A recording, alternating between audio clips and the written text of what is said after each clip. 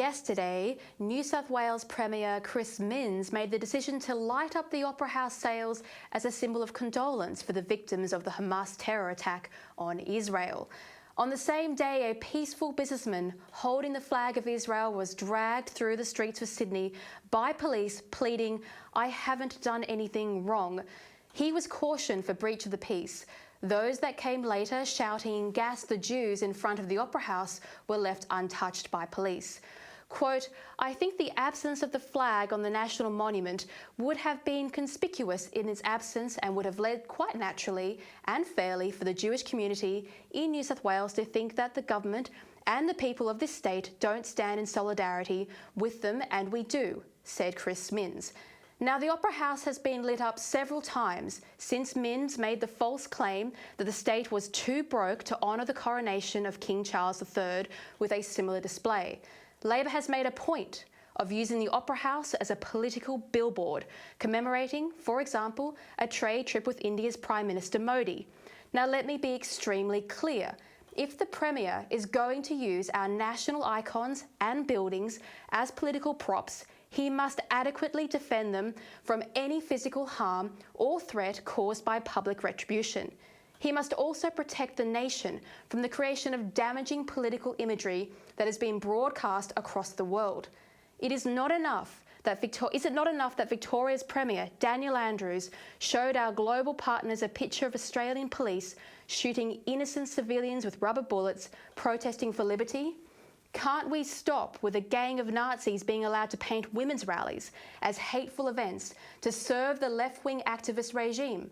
Must we now have our streets overflowing with actual terrorists who call for the extermination of Jews in broad daylight and then later at night by the fire of their illegal flares?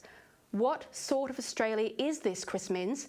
How do we end up with so many people who have imported foreign wars and hateful, intolerant religious doctrine that is just as barbaric and absolute as National Socialism in its goals? Why are so many of Labor's parliamentary allies and journalists rubbing shoulders with this ideology, the Greens in particular? Last night, the Premier, his office and the New South Wales Police Force wholly failed in their duty of care to the citizens of New South Wales. Labor claims that the world is watching us over the voice to Parliament, which they're not.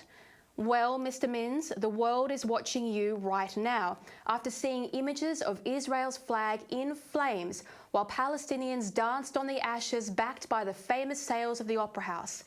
Instead of dragging out the thousands of heavily armed police we saw employed against the unvaccinated and maskless during COVID, New South Wales Police issued a warning not to Hamas sympathisers but to Sydney's Jewish population, telling them to avoid the Opera House, which the state had lit up in sympathy for their suffering. Now, despite being aware of the march in celebration of murder, rape, kidnap and torture, New South Wales Police did nothing to stop it. While the children of murdered mothers sit in cages, New South Wales thought it would be a good idea to twiddle their thumbs. We have another word for this, and that is cowardice. The protest was not peaceful, not that there was any reasonable expectation that it would be. It marauded from Town Hall to the Opera House shouting, "F Israel and F the Jews."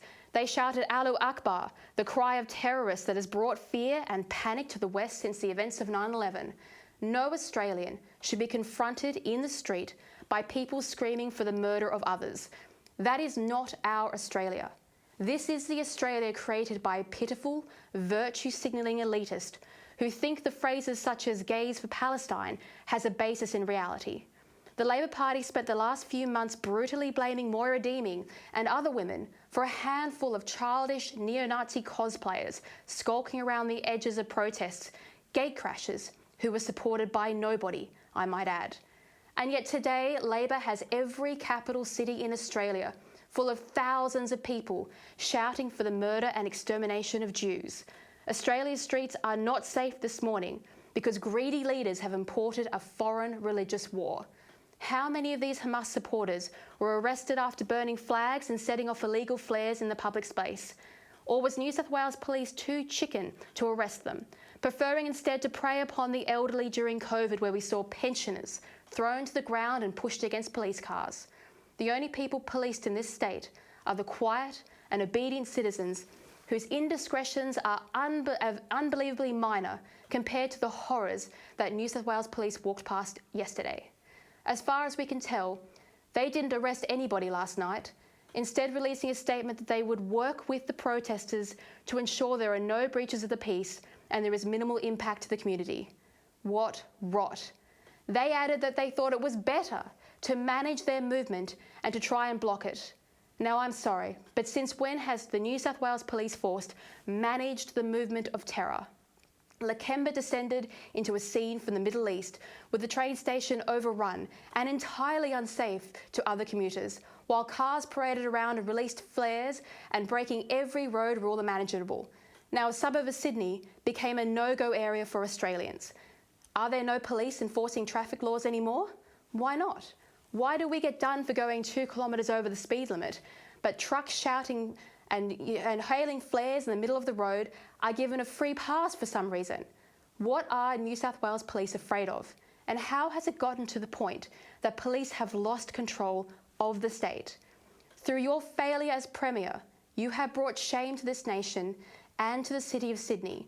You said you would not second-guess the decision to allow a terrorist protest to go ahead. Well, this morning, you must resign for endangering the lives of Sydneysiders and abdicating your primary responsibility to the people of this state. Instead of wrapping our landmarks in glitter and rainbows, why don't you find out why so many people with murderous and genocidal intent reside in this city? And if they are here, they should be too afraid to voice such opinions publicly. Terrorists should be afraid of the police, not the other way around. The acting New South Wales Police Commissioner, David Hudson, confirmed that they did not approve the protest, but rather became aware of it via social media. That doesn't explain why it wasn't stopped. A pregnant woman in Victoria was arrested in front of her children for liking a post about a protest, but we are expected to believe that police made no effort whatsoever to contact those involved in this rally beforehand. Why? What are these double standards that we see?